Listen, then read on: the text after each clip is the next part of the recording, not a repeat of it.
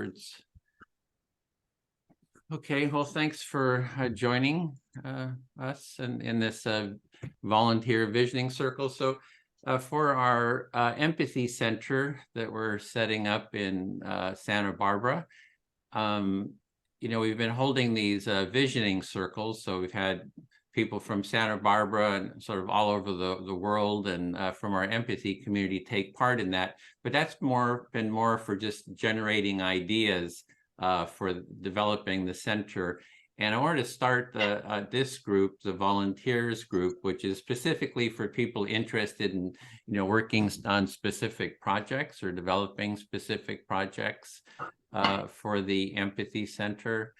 And so I thought we'd do today is I was going to show, a quick Google Earth, view of the center, just so we're on the same page for that. Then have everyone introduce themselves, and then use the empathy circle process to start with for discussing ideas about how you'd like to volunteer or sort of projects you'd like to do for the center.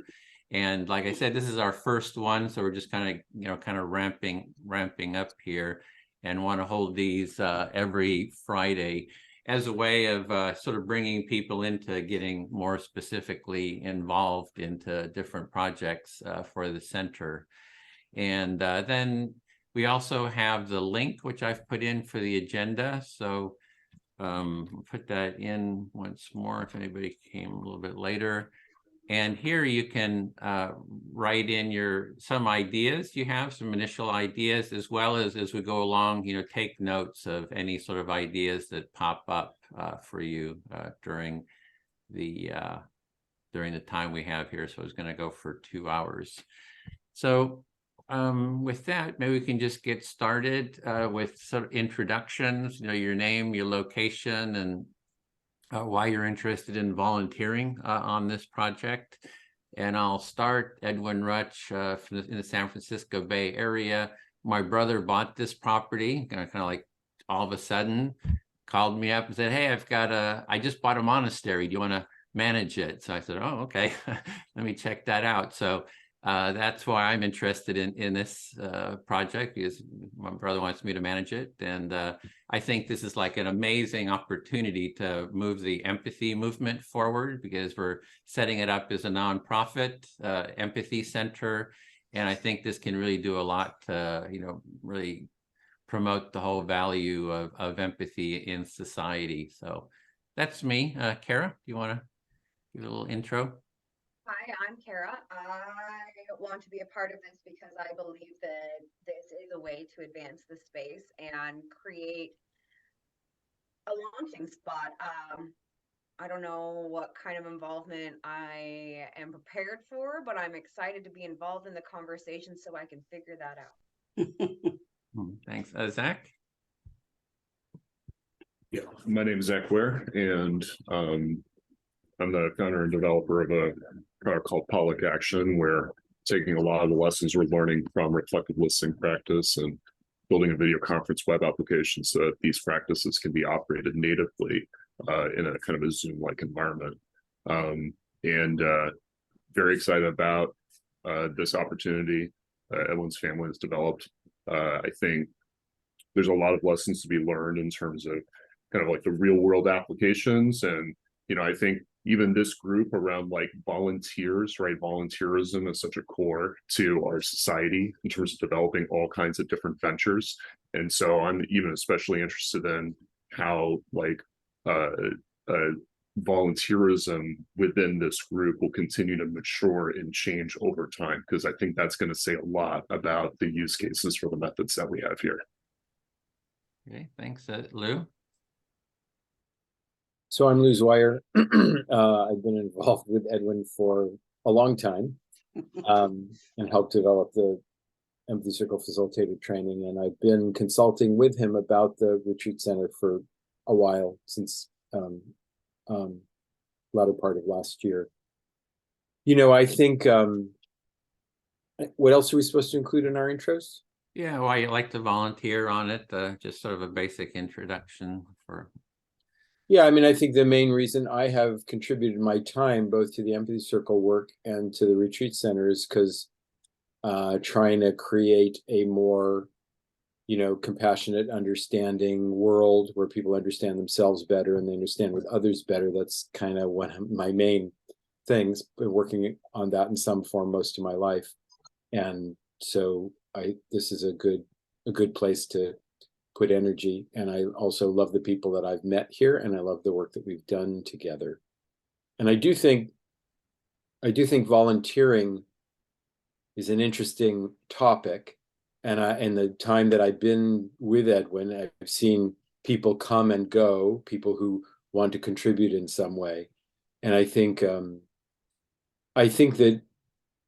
using volunteers effectively is probably something that, there are people that know a lot about that because there are organizations that use a lot of volunteer work. And so I think that probably developing some expertise and some skill in that would probably be a good idea. It's one of the things that I think probably needs to happen if volunteer effort is going to be a big part of the center. It needs to be well organized and well run and well managed, in order for it to contribute something significant. Yeah, thanks. And Kathleen, do you want to go by Kat or how, or not sure, your emails or sign that? Thank Or... you, Edwin. Kathleen or Kat, either one is completely fine. Nothing in between is acceptable, though. I just won't respond. Mm. So thank I'm you the for same way. It's like I'm not Ed. Don't give me that. It's Edwin. Yeah. So hi, everyone. I'm Kathleen Awigon, also go by Kat, and I am a professional facilitator, mediator, educator, and I host a weekly 30-minute podcast called Co-Creating Peace, on which Edwin has been one of my guests. And Co-Creating Peace is all about conscious communication and conflict transformation. And because all of my energy, my devotion, everything is in that arena, the idea of a retreat center that has its focus around these kinds of things is very inspiring to me. And when Edwin first mentioned it to me, I got one of those flashes that this is divine order with a capital D and a capital O, that Edwin and I connected, and that this is happening, and that there's ways that I can be of good service to this project. And so that's my interest. And among those things, and Edwin and I are going to talk about this on another day, but because of my facilitation skills, I've done a lot of work on strategic planning and board development and things like that. So those are among the initial ways that I can see of being of service, and I've listed others on the form. And my final comment is that I do have to leave at the top of the hour because I have a class to teach, but I wanted to be here as long as I could. Thank you. And Thanks. where are you, Kat? I am in Springfield, Oregon at the moment, but I'm feeling part of the drive, maybe going nomadic at the end of the year, just because I'm traveling more than staying home. So that's what I need to do. Thanks. Thank you. Yeah, thanks, Linda.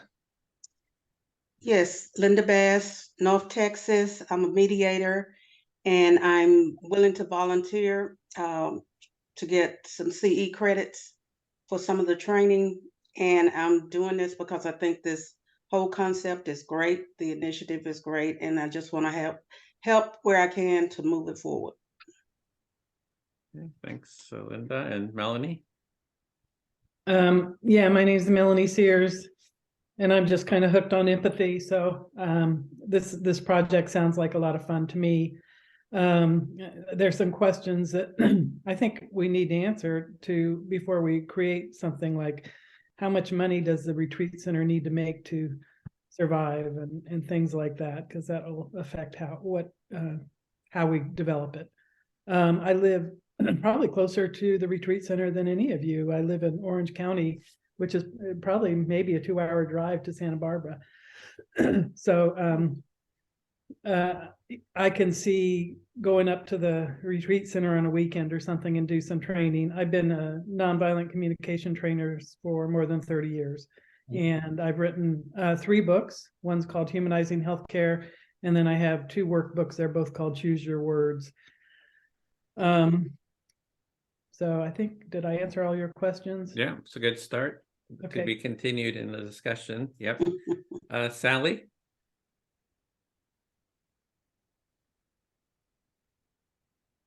I grew up in Galena and Santa Barbara County and lived there till I was 18, went to Santa Barbara City College. I pretty much am acquainted with everything. It's kind of well, I just got kicked out because of the non-affordability of living in even just Isla Vista.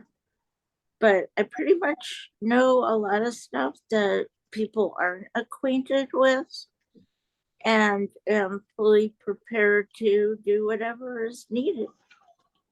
My brother lives there. I have a lot of my, friends from high school and all that. So I'm here and willing. And you're living now in Kathy's Valley near Yosemite, is that right? Yeah, I'm pretty close to UC Merced. That's how I would describe it.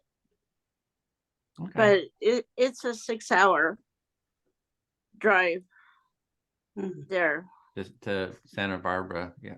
Okay, thanks, Sally. Larry? Hi, I'm Larry. I'm a retired occupational therapist. I live in Florida, sometimes called the East Coast of California. And loving living the empathy lifestyle. I'm relatively new to the empathy circles and I just love it. And I'm just going to keep, spreading the word, holding Zoom online empathy circles and spreading the word of the new center. I don't have immediate plans to pack my bags and drive out there, but you never know. So hang in there. Thank you. Okay. So before we start the circle, I thought I would just screen share what the space. So for anyone, hopefully you've seen this all. If you go to canoascenter.com, that's just the working title for the space right now. We're trying to determine the name of the space. My brother likes Valinor, and then subtitled the Empathy Center. Valinor is from Lord of the Rings. The nonprofit we set up is going to be Empathy Center, hopefully. Still working on that. And if you go to the tour, you can see the photo tour of the space. There was a bunch of photographs of the different buildings inside and out. So it's really good to take that. There's a really cool Google Earth tour. I highlighted the area of the property in yellow, which I'll just show. And then there's some video tours of when my brother and I went up there and kind of walked around the property. So you can really get a sense of the property. And this is the Google Earth tour, which I think is kind of nice, the 3-dimensional aspect. You can see the property kind of backs up to let me move these other things to the back of the hill. So it's sort of the behind it is all national forest, and it's only 10 minutes to downtown Santa Barbara. So it's, got a pretty amazing location to it. And then if we go into the center space itself, you can see the different buildings. Currently, there's 55,000 square foot of buildings with 35 acres, on top of a hill. It's about 250 feet from the bottom of the hill to the top. So it's right on top of this hill. There's a gym. There's rooms here at the end that have been renovated. There's 7 rooms.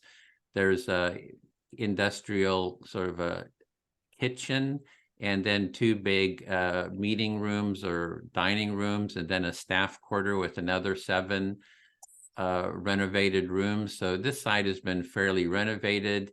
There's a big chapel here with an area underneath that, the chapel can hold 200 people, and the area underneath is sort of a recreation room that we're working on renovating, and maybe putting in a wood floor, so it could be like a dance room, for dance, different types of workshops with wood floor.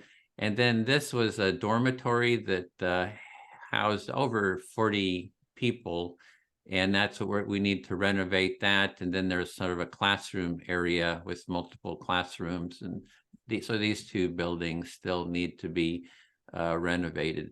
So that's just a quick tour of the property, and you can go in and take a look at it and go into depth kind of at your leisure. So I thought we would just start off with doing an empathy circle process. It's sort of it's a foundational practice, I think, for the center, that we can build on. So I thought we'd do 4-minute turns, and if someone could keep time, and we can just start. Anybody willing to keep time? I will. I've gotten very good at this. You got good at that? All right, 4-minute turn. So whoever wants to start. So the question is, what do we have for the question was, yeah,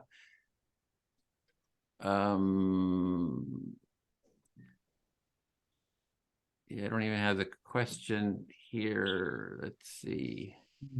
Yeah, just like, how would you like to volunteer? Any thoughts about volunteering, setting up a volunteer process for the retreat center? How would you like to volunteer? Any projects or any questions or whatever is alive for you? So whoever would like to start, select your first listener, and let's get started here. And also take notes. If you can take notes in the document, it'd be good. And we're going to need to eventually kind of organize those notes so that they're in a sort of an aggregated, useful format. Okay, take it away, opening it up. I'd be willing to start. And Maybe we can start with Kathleen, since she only has about half an hour. Oh, I mean, if you want to speak to her, true. for example, if you want to speak to Kathleen, Sally. Okay. Kathleen, my vision is to connect the dots of things in Santa Barbara that are lacking in connectability. Okay. So it sounds like you see yourself as sort of a weaver, bringing in the different threads of the resources in Santa Barbara and connecting them all into one unified connection. Is that right? Sort of a. Yeah. So that when they have the art shows, let me do this. The art shows at the there's art shows at the Mission and at the beach, but everything is kind of scattered, and I'd like to add the art shows to canoas with like a bus, and you could go from one place to another on your Sunday. And I think that would be a wonderful way to fundraise.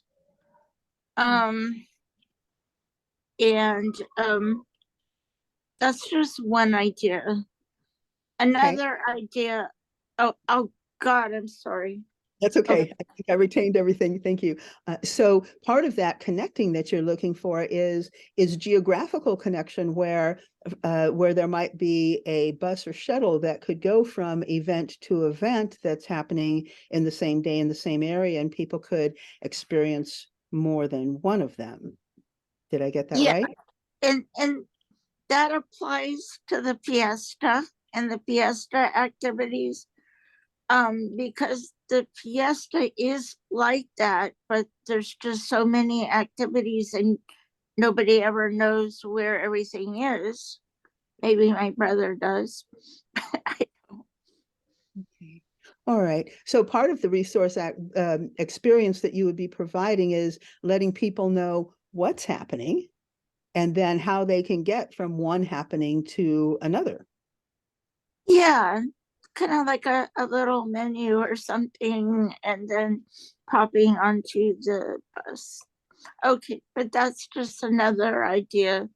Then I'd also like to connect the Music Academy of the West to the chamber where the music, the church, and that high ceiling and unbelievable music. Because, well, I'd go there as a child and we were all crammed in this tiny little room for the lessons and for the recitals, everything.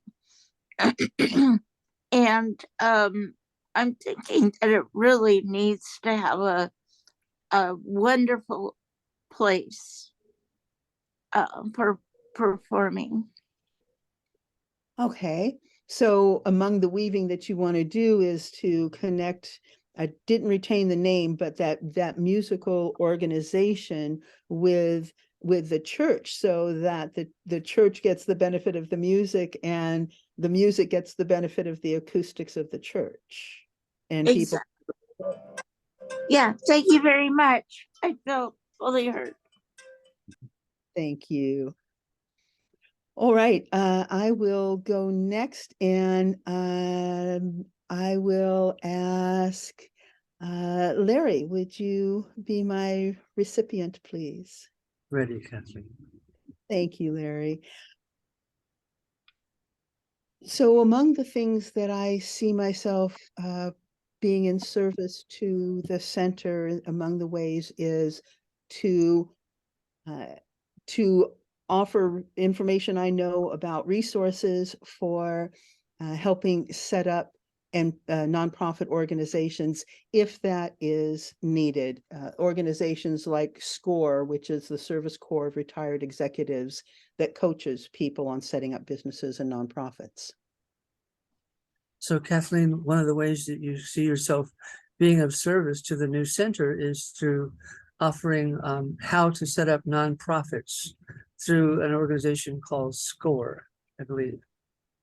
Yes, that's correct. And they would be the ones who would provide the information. I would just provide the information about SCORE. And also, because of my experience in facilitation, I can help facilitate the strategic planning processes, volunteer meetings, other kinds of meetings, if that facilitation would be useful. And you could also offer facilitation skills and strategic planning, I believe you said. Yes, exactly. And then I would love to be a part of creating an educational center where we would provide a wide variety of peacemaking skills, including all the ones that those of us here in the room have talked about and so many others. And you're also envisioning setting up an educational center that teaches peacemaking skills. Yes. And then any other kind of on-site support that I can provide. I had a vision the other night. I pictured myself there as sort of being a hostess or a greeter from time to time when needed to just help people feel welcome at the center.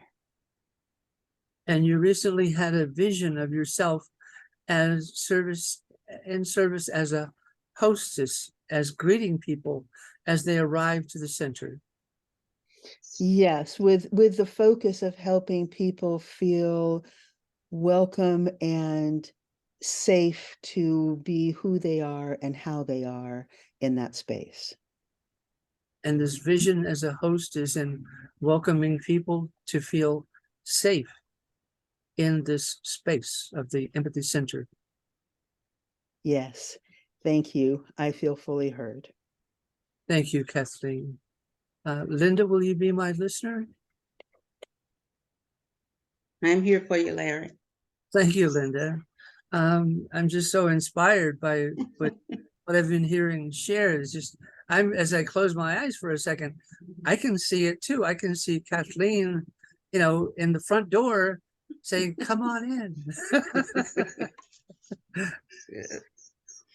You say you can envision Kathleen at the front door saying, "Come on in." You can see her as a greeter. Yeah, I love the idea of an educational center that's promoting peace. Wow. And you support her idea of an educational center that focuses on supporting peace. And I have this vision of an organic garden in all of Mm. those green spaces that supports everyone by growing healthy food.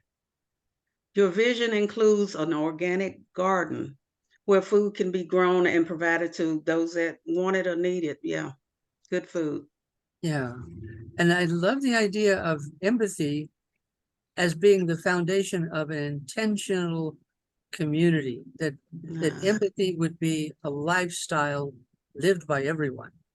Okay, and you really like the idea of empathy being the foundation or the on which a lifestyle is built. Yeah, for everyone. That's good.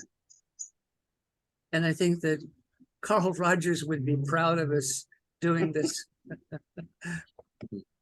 And you think Paul Rogers would be proud of us? The pat on the back. I think Carl Jung would be proud of us too. Okay, along with Carl Jung. I think Marshall Rosenberg would be proud of us too. And then we add Marshall Rosenberg. And all of the other great sages throughout all of human history. And all the great sages throughout human history. Thank you, Linda. I feel fully heard. Thank you. Thank you, Larry. Okay, how about Melanie? Did I say that right? Yeah, you can call me Mel if you want. Mel, okay. Thank you, Mel. I like Lou's idea about the volunteer effort. I do agree that it needs to be organized, and that at one time when I was helping to train mediators, I also coordinated the activities of the volunteers that we used as mediators, and that was a job by itself. Because I believe people want to volunteer, but at the same time, I believe they will stay on if they are matched with the skills and abilities that they have to offer. So they really feel like they're giving. And oh, I'm just sorry. Go ahead. Well, what I learned, I picked up, and I didn't get it all, but you're really on with this idea of training the volunteers and matching them with their skills, because Yes. what keeps a volunteer interested is being able to contribute what's dear and near to them. Yes. Yeah, you got it.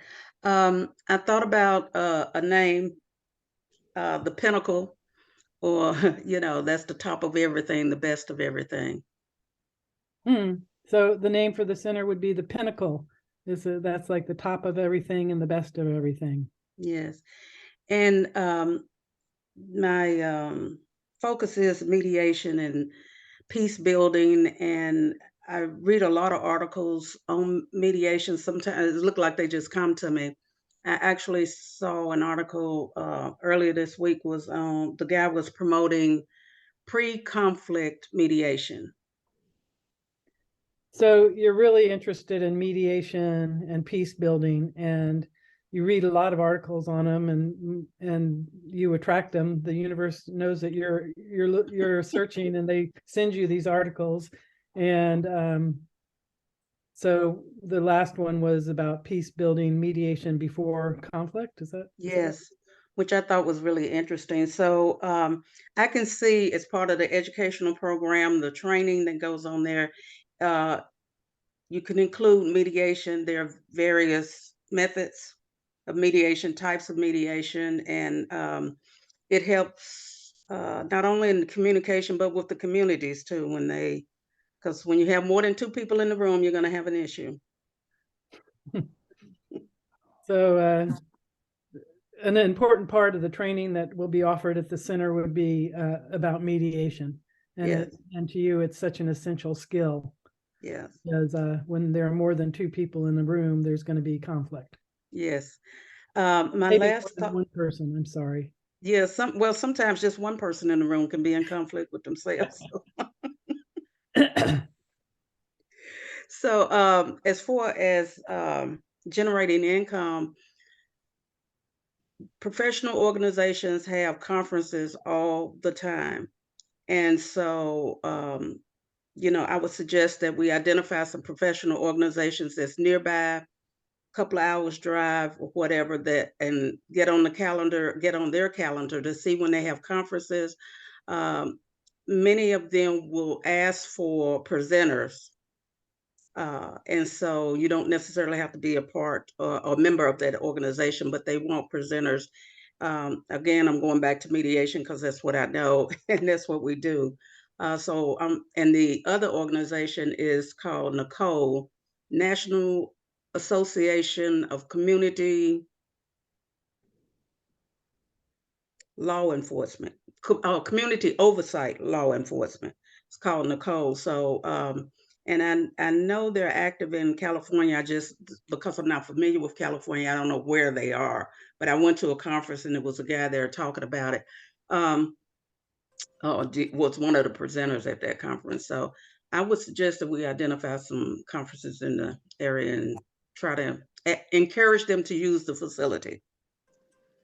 So there, there are many facilities that, no, not facilities, organizations that offer trainings, and they're always looking for facilitators. And we need to identify organizations that are kind of nearby Santa Barbara and start getting them to come to the center for their trainings. Yes, training and conferences, which a lot of them include training. Yeah, and charge them a reasonable fee, make it comparable to what other locations are charging. So that's So that'd be kind of like a captive audience that we can charge a reasonable fee. We don't want to gut them, and that are comparable to what other organizations would charge. So that would be one strategy that you can think of. That would be a good way to use the conference center. yes. And I don't have anything else to say right now. Okay, thank you. Oh, I do have to leave at 1:30 though. I need to put that out there. Okay. So now, Mel, you get to pick someone to listen to you. I guess, Since how you were the about you, listener. Edwin? Can you? Yep, I'm listening. Okay. Excuse me. Gee, there are just so many possibilities. I don't even know where to begin. Yeah, it's not sure where to begin because there's just so many different possibilities to go down. I love it, what everybody has said so far. Linda had a lot of good ideas. Kathleen had great ideas. I don't see. Anyway, so yeah, I guess I need some questions answered before I figure out the structure or anything. I have many skills. Empathy is probably my favorite, so but also I was a nurse for 35 years. So talk about bringing organizations into the retreat center. I think it'd be great to get some healthcare organizations and bring them, have some conferences for them. Yeah, so let me just correct that. So you have a lot of questions, and you have been in the healthcare as a nurse. So the idea of bringing healthcare organizations and have conferences there is something that resonates with you. Yeah, I'm not, you showed us a layout of this center, but what I think would be interesting is to develop an on-site community if there's enough space and rooms for people to do that.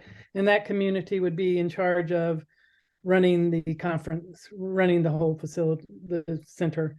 And then you'd have a global community, and those volunteers would help. But I think the on-site community would do the majority of the work on site.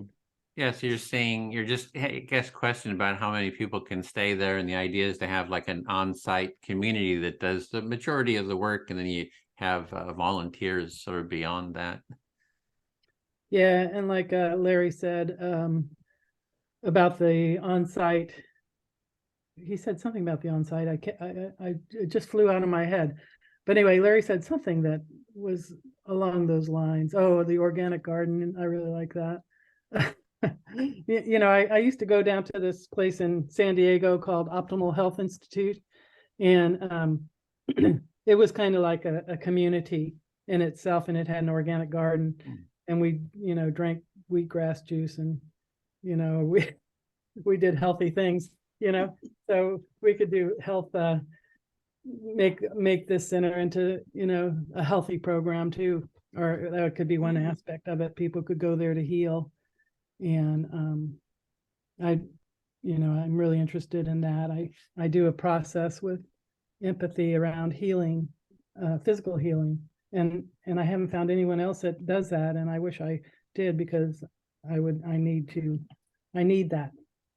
Yeah, so you liked what Ellie was saying about the gardening there, and that there's a center that you've been to that they have that kind of a program, and they have you've gone there, and it's about healing, and you have some healing processes that you do too that you find unique. Yeah, there's so many fun things to do, and I'm just curious to hear more about what it's about for you, Edwin, and what your brother would expect from you about managing it, and all those kind of details. Yeah, just like more of the details about what my brother sort of expects from the management, and sort of maybe the overall vision, ideas around the center. Just wanting more information about it. Yeah, I think I'm complete for now. Thank you. Okay. I'll speak to Kara then. Right.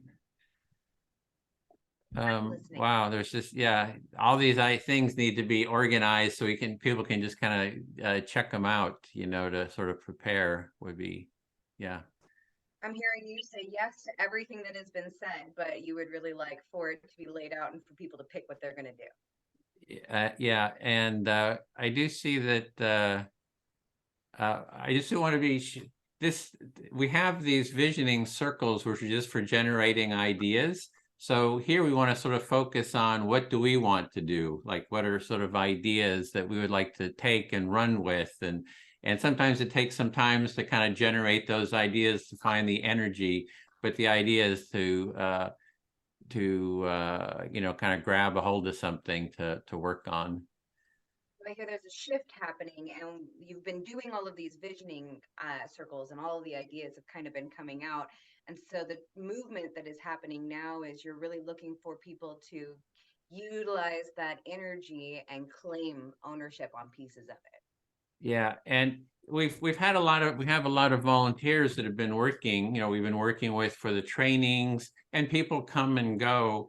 And one thing is there hasn't been, there's been a volunteer sort of a space. We offer the trainings, virtually for free. A few people donate, so there's not really a lot of sort of, money sort of involved. But I think that's one thing, is people need an income. So I see this as a possibility to create processes where people can volunteer, but there's also opportunity to kind of make a living, to have an income, and to take on a program that's supported by others, that you can actually make make an income, because I think that's really what we need for an empathy movement. It can't just all be volunteers. So I'm hearing that there is volunteer things happening already, and in that space, they kind of come and go. And one of the roadblocks or opportunities you saw was that there is income is kind of pivotal for Yeah. life, and being able to find a way to blend that. Yeah, so I see that, like I was talking about a community that lives there, because it's there's 14 rooms right now that are available for people to stay in. And so we do want to form sort of a core group that is sort of managing the space, putting on programs, and it's sort of a live work, type of situation too. I hear that there are currently 14 rooms available, so that we can Bedrooms, start yeah, I just start building a core group of live work folks who are both creating this space but also gaining from this space. And I think because we have this space, that it's an opportunity to not only, have generate an income from like workshops and so forth, but through donors. That if we have programs like, hey, we're going to create a mediation center, right? We're going to be developing curriculum. We're going to be bringing in the community to take part in these workshops and doing mediations, and reaching out, doing trainings in person and online. That there'll and all kinds of different projects like that.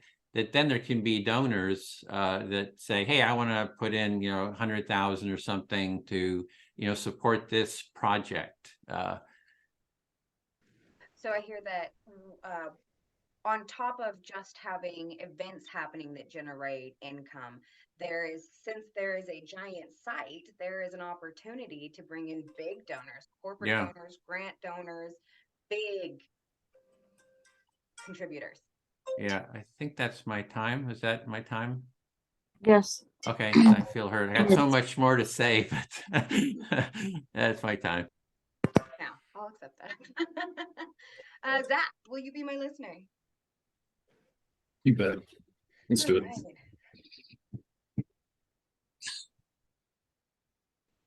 Golly. Yeah.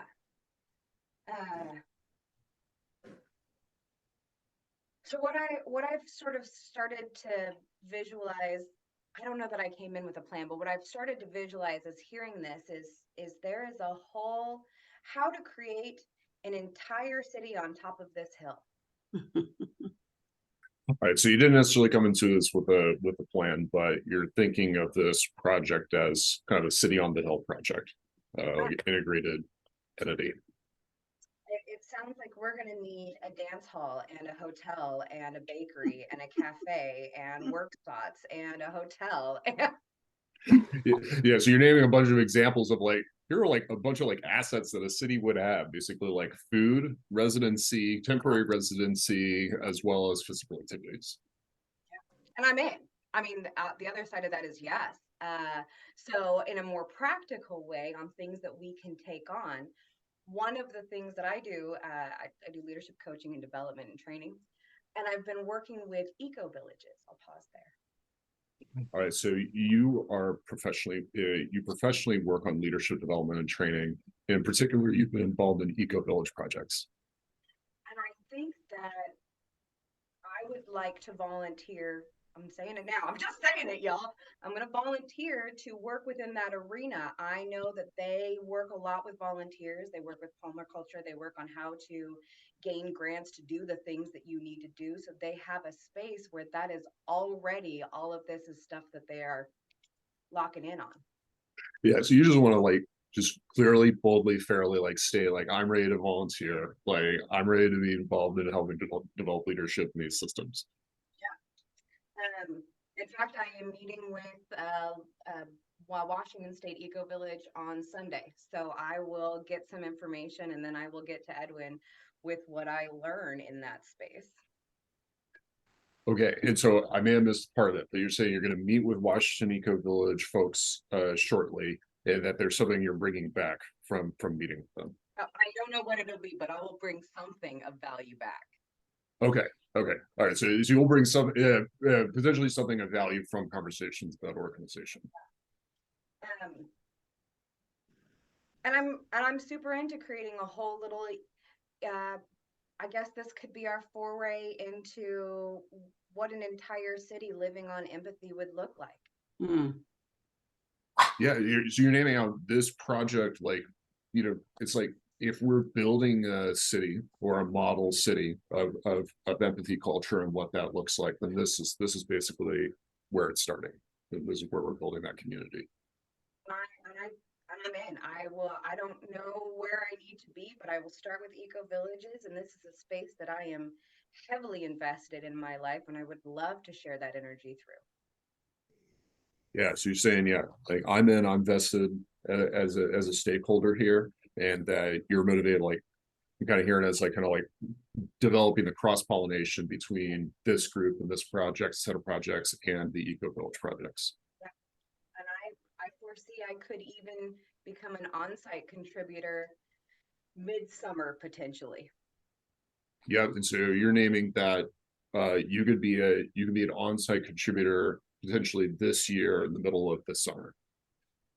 That's all I have. That's all I heard. Thank you so much, Zach. Sure, absolutely, welcome, pleasure. So who has not gone yet? Lou, okay. Down to do it, Lou. Yes. To all right. So all right, I took a number of notes. I'm gonna like try not to be repetitive of the notes that I took. But I'll do it a little bit anyway. Why not? So basically, like, I think the most effective volunteer organizations or volunteer-based or volunteer-centered organizations really focus on recruitment, training, and retention, right? Super basic, not a basic workflow. It can be a very complicated set of workflows. But staying focused on those outcomes is really the key. Like that makes things work really well. Yeah, so your experience is that the organizations that are most successful in using volunteers focus on recruitment, training, and retention. And so you really think that those things are important and that they should be focused on. Yeah, absolutely. And so like one like practice that I put in the notes that I think is really important is that whenever we're working with volunteers, and this is like whether like if one person as a board member or one person as a staff member, one person as a leading volunteer is leading a project of some kind or has some kind of authority responsibility, that whenever they're interacting with stakeholders and volunteers, that they're always just like warmly inviting them to do things. Yeah, so you think a really important thing is for people in the organization who are working with volunteers to learn to approach volunteers with warmth and an invitation and a kind of the idea of inviting people in. Yeah, totally. And as long as you're reliably inviting people like that, like A, does a really good job for inclusion, making sure people feel included, and B, it really makes people feel like their time is being used really effectively and it's being respected. Yeah, and you're saying that the reason that it's important to kind of approach people warmly and invite them into doing things is because it really helps people feel included, and it helps them feel like their time is being utilized effectively, and that those are two really important things to do with volunteers. Totally. And I think this organization, this project, it is so exciting. And also the medium of which how we conduct our empathy circles is just like so stimulating that I think we've gotten by a lot in the past on just having fun doing empathy circles. Instead of necessarily having like really, structured decision-making oriented meetings. They're not saying those don't happen, those do happen, but we can kind of have a lot of fun and not necessarily get to action a fair amount. Yeah, you're saying that because the work of this group and Edwin's work has been around empathy circles, which is such a kind of juicy, warm, inviting thing, that he's actually had a fair amount of success without having a lot of structure and without developing a lot of expertise of dealing with volunteers. And you think that for this next phase, of the work, or to really be successful in what he's trying to do now, that it's going to take more than what has been done in the past in terms of structure. Yeah. And so, and so I'm very excited if we get there, even in this meeting, kind of the action items, action steps. I would be super excited by that. And if not, I'd be excited by engaging with Edwin or others in the group, anyone about like those concrete next steps.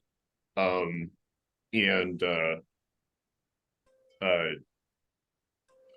I think there are a few different strategies that can be employed, right? And I'm not attached to any particular strategy, but we could potentially make a decision to have it as part of our culture that we do have action items, structured as part of our meetings.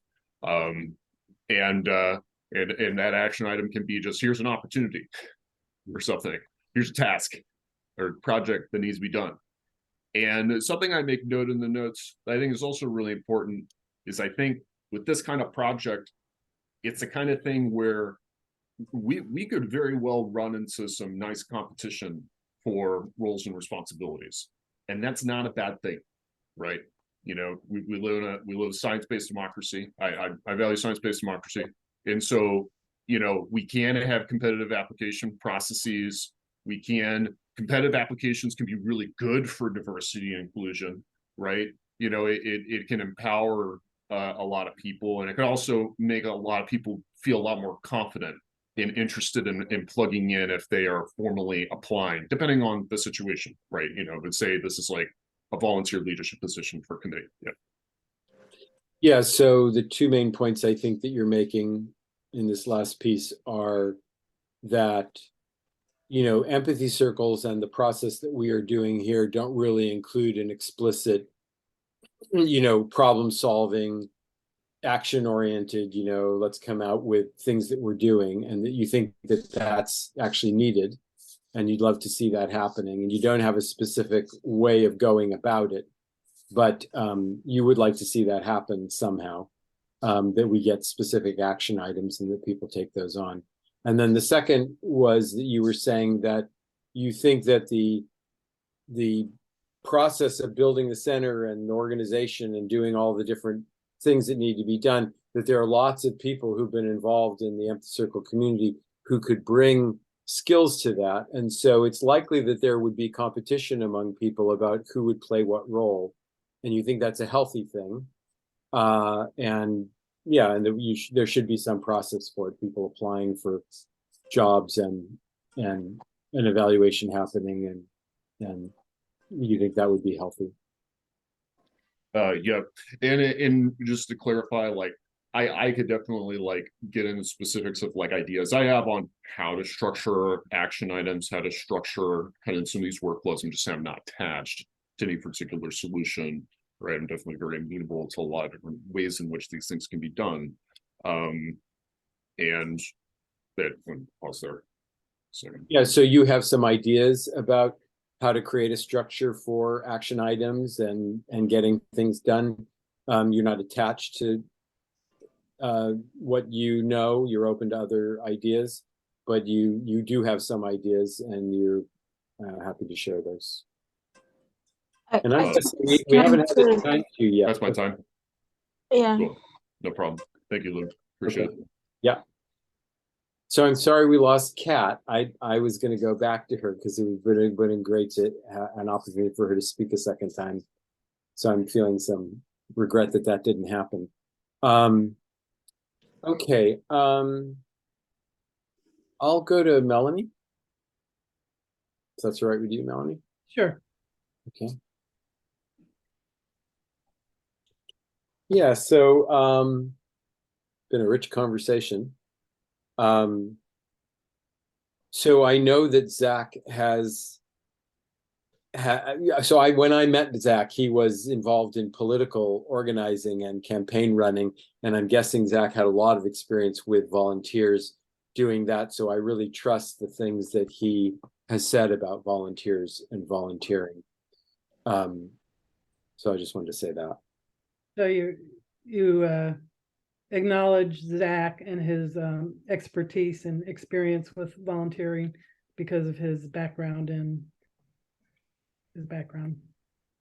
Yeah, and I have some experience with volunteers, working with volunteers, probably not as much as Zach, but I also think that the things that he was talking about, organizing their work and, having a structure is a good thing. And so the things that I wrote down was, having a coordinator, someone whose job it is to coordinate the volunteers, having an onboarding process for volunteers, so a way to orient them and let them know what's expected, let them know what the process is for matching up their expertise with the things that need to be done.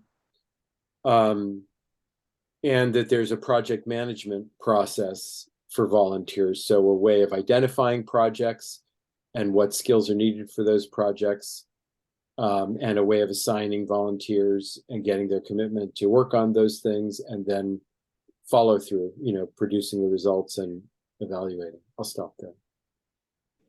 Well, I don't know if I can repeat a lot of that, but Sorry.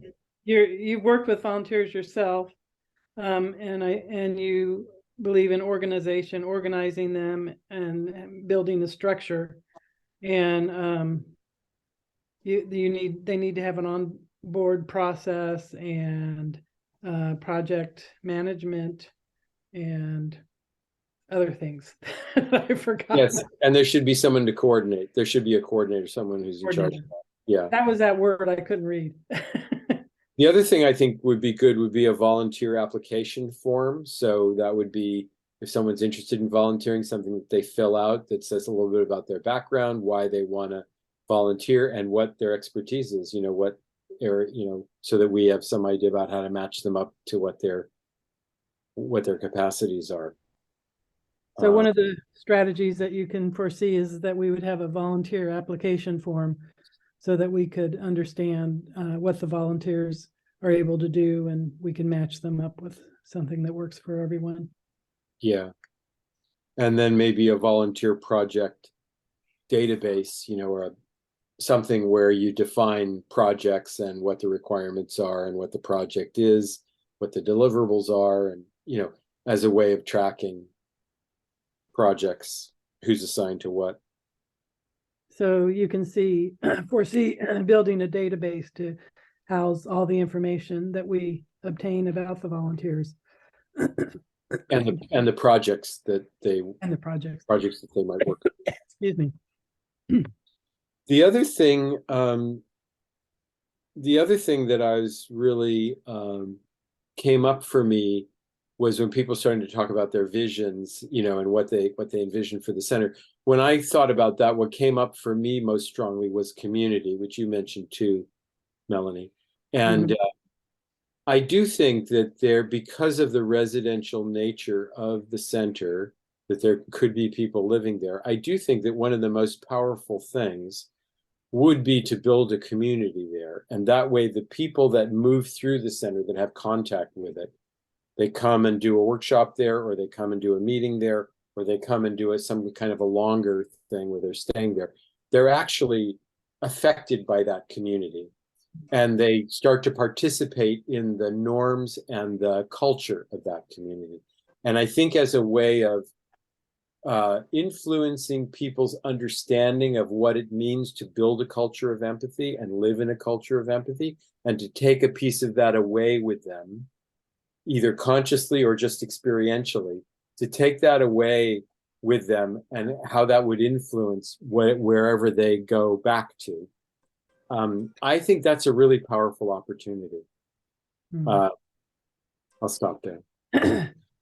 So you're kind of excited about this idea of having a core community that lives by the culture of empathy, has core values, and you can see that those values and the ways of being would affect everybody that comes through that center, and that it affects them on some internal level, and they're able to take that concept back out into the world. So it's kind of like a way of creating world peace.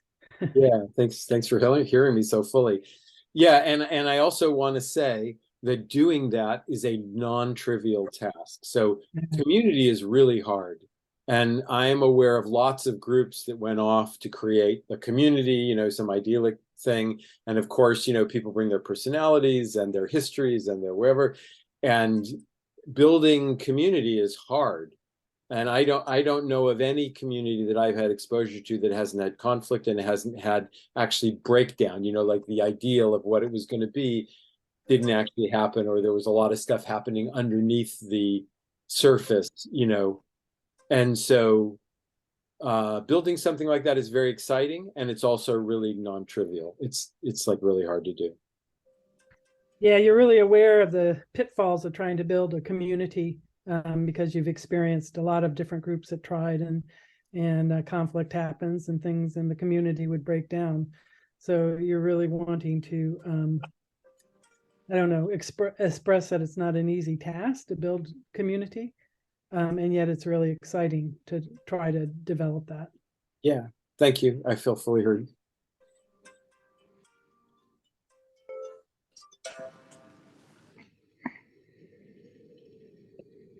You're up, Melanie. Oh, me again. Oh, Mhm. okay, we're going around again. Yeah, let's do one more round or so, and then we'll have maybe last 20 minutes just for open discussion. Okay. Huh. Okay. Larry, would you be my listener? Yes, Melanie. Thank you. I don't know what to talk about. So many good ideas. I appreciate everybody's perspective on this.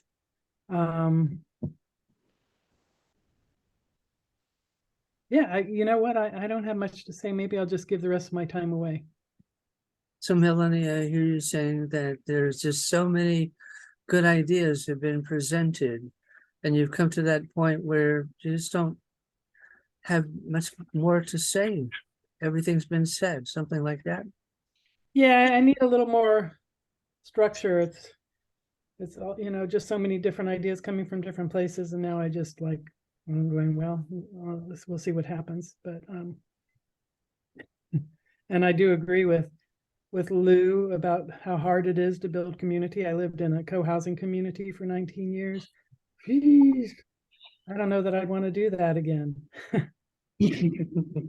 I'm hearing you lived in a co-housing facility for 19 years, and you agree with Lou that, you know, it's not always so easy as it sounds, kind of, and you're not quite sure if you'd want to do that again.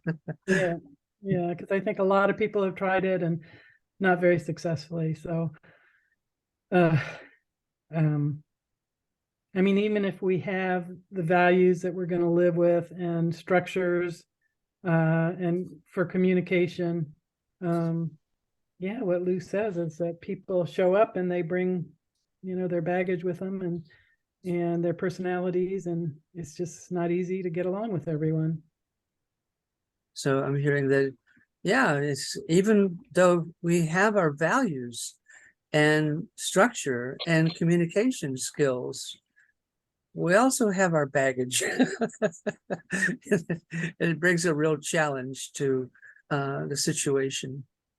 Yeah, and I think for the facility or the community to be successful, there needs to be a process for healing trauma, because trauma, I think, is at the root of a lot of dysfunction.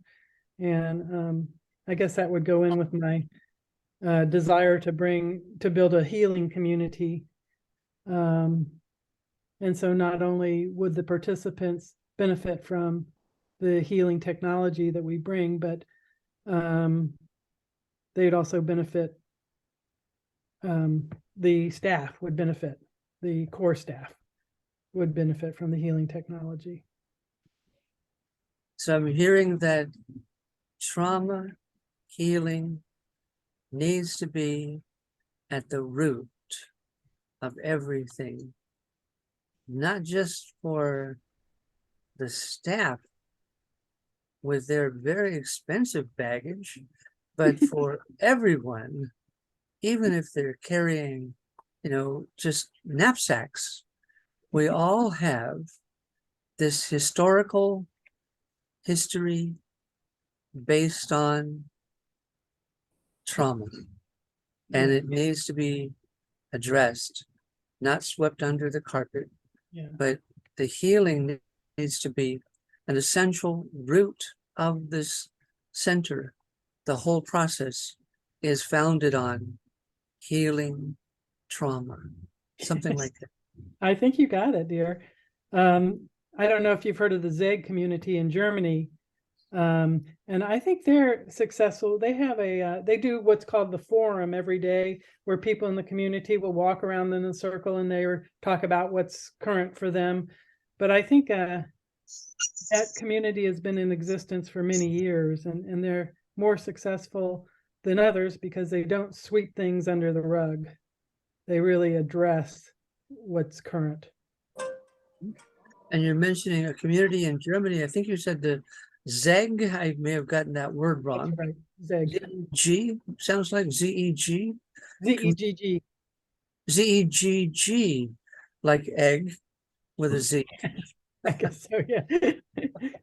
And they practice a community circle, I think you said every day, where it sounds like they really speak what's alive in them, to have it communicated into a circle, and that is an essential part of a healing community, to actually kind of live that like it's a lifestyle, not just an idea on a plaque on the wall, but a real lived experience every day. Something like that.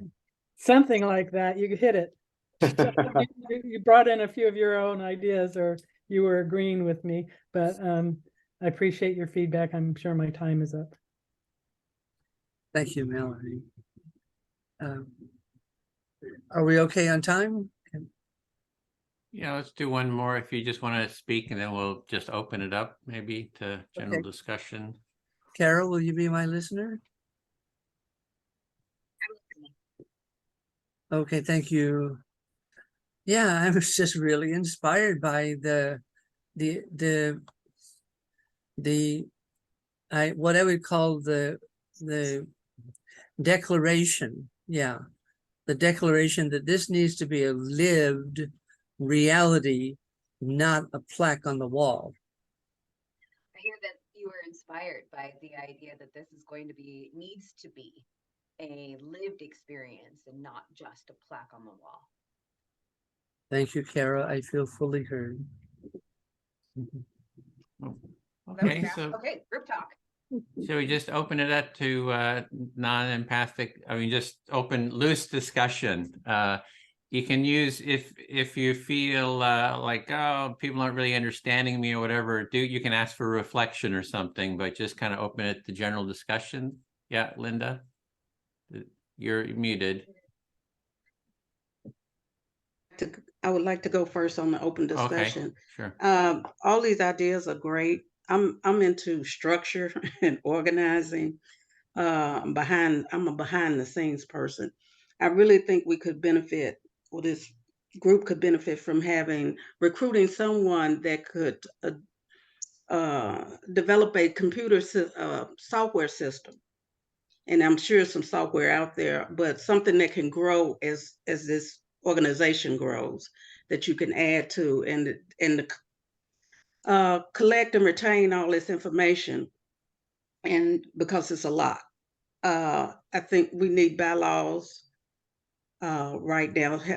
Again, back to organization and assignments. Rather, we keep having these sessions where we're talking, but if somebody brought the volunteers, and my volunteer effort will be CEs. I'm trying to get CEs. I'm working on getting some groups to agree to provide CE credits for the training, even if it's for the cafe. So that's what I'm going to volunteer to do.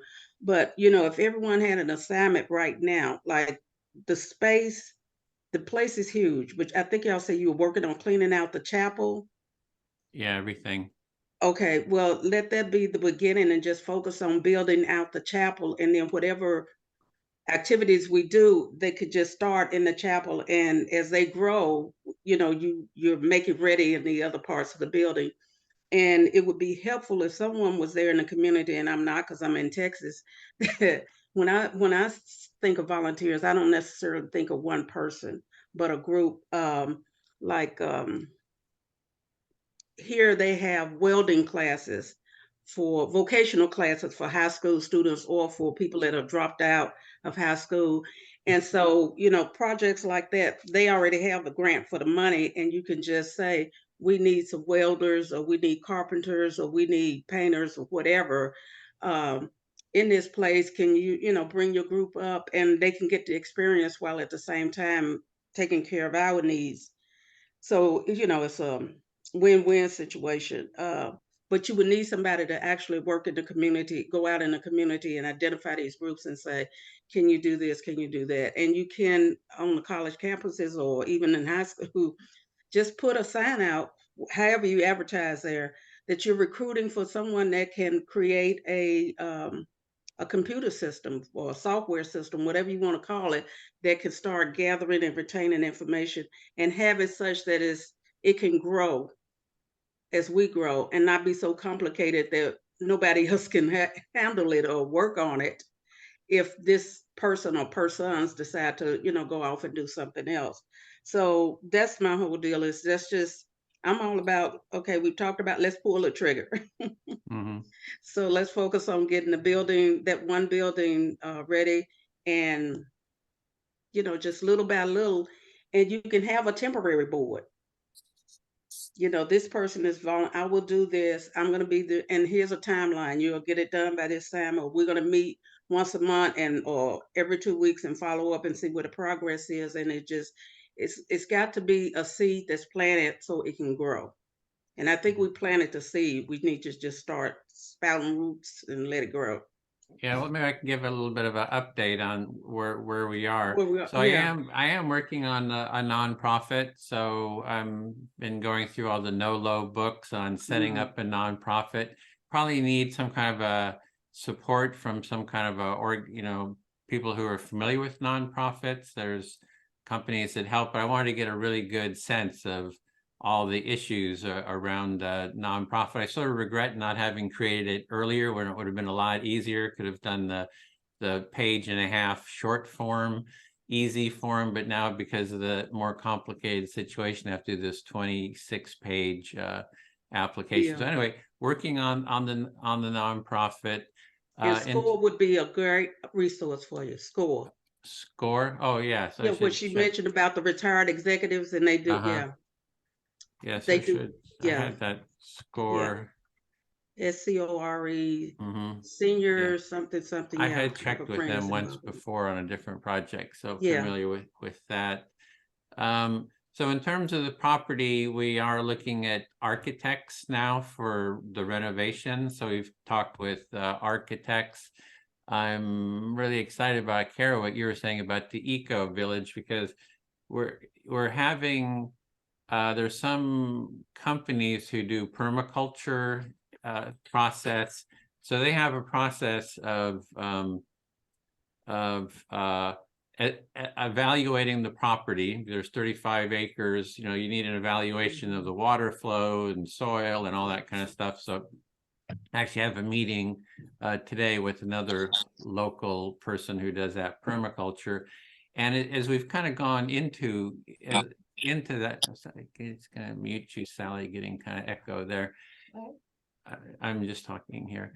So, so I lost my train of thought with the ecosystem. I'm sort of starting to envision it having a permaculture. You know, we do sort of permaculture design to that eco village. So I'd really love to talk with those people there, Kara, about setting that up so we can get a design evaluation of the site, an assessment, So we're looking at for finding people to do that. And we've got 2 different groups that we're talking with now.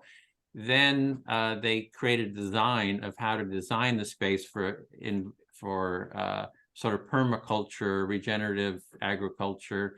And then the third part is actually find someone who has a background, would like to live there, do kind of a live work.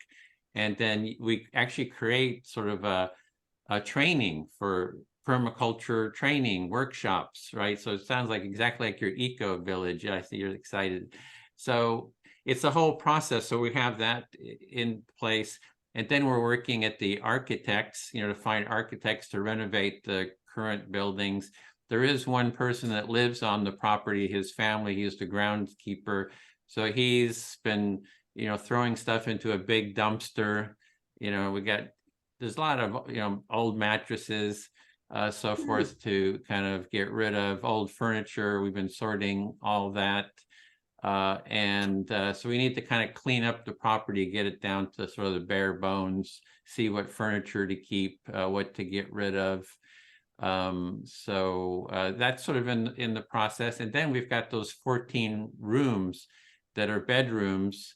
Some have shared bathrooms, but they're available. We just need to have someone that can kind of help with furnishing them.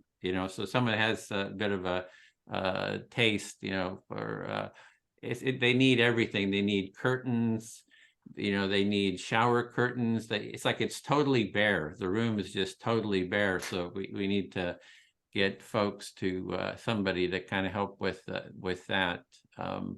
So those are so that's some of where we are. The other thing is how do we take the empathy circle and have a process for for sort of harvesting all these insights. So I've been getting better at that, like everybody taking notes here, take notes so we can go back and review that. But we do kind of need a volunteer coordinator that can kind of help run this in an efficient way. So if somebody wants to volunteer to be the volunteer coordinator, maybe even, kind of develop a more efficient, process here, that, we need that one person that has those skills. So that's one thing. So that's a few things that come to mind. So I guess the other thing is what is any to-do assignments? What do you want to take on as sort of a project too, or if you want to take on anything between now and next week? Yeah, Kara? Well, I will happily reach out. Since I'm already in communication with the local eco villages, I will expand that to the whole Pacific Northwest and get a conversation going, Washington, Oregon, California, just to get a community there started. Kind of to something Melanie was talking about earlier, one of the things that has come up often in the eco village that kind of separates it from a co-housing situation is one of the struggles in a co-housing space is having not your own space. So while having those 14 rooms is, I think, pivotal and foundational, being able to have their own space that they can, mess up and make a mess and paint the walls purple if they want, or fuchsia or neon green stripes, being able to have that individualized space allows you to have your own space so that you can come and be part of community. I just know that that's something that's been a huge discussion with me and them. So something to be in mind of. But I will absolutely reach out and start gathering people who want to be part of the discussion. Yeah, just any insights on the land assessment, because I'm imagining right now there's not a whole lot of space for gardening. I mean, there's a fair amount, I guess. It depends on how we use it. But I'm imagining a long-term 10-year, 15-year plan to terrace that hill to put gardens in there. So anyway, that's all around this permaculture eco village and doing workshops. So I think that's exactly where we've been sort of just been addressing. So that would be a great connection. Yeah. So Zach?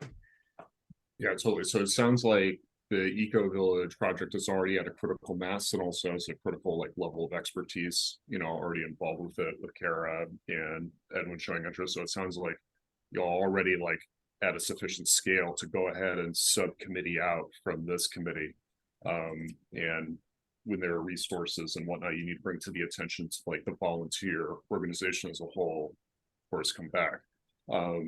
In terms of like the volunteer coordinator role, here's just a couple of things to consider. So if there are multiple people who are volunteering to step up to it, that's okay, because there are ways to manage that. One person could actually be identified as that volunteer coordinator, but say we have two people, right?